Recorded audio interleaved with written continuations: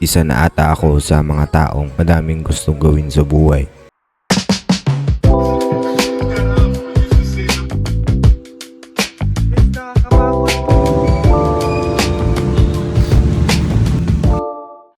Ngunit sa hindi inaasahang panahon, kailangan kong mag-aral kahit sinisipon. Kahit mahirap, wala naman tayong choice.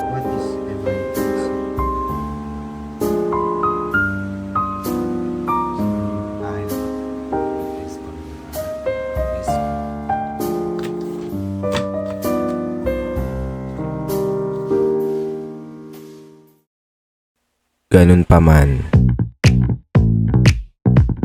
hindi ako matatakot sumubok ng mga bagong bagay.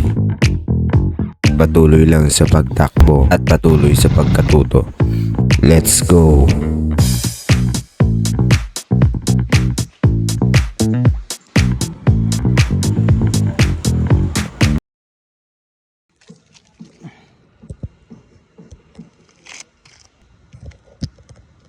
Ako si HR, isang estudyante, at ito ang kwento ko.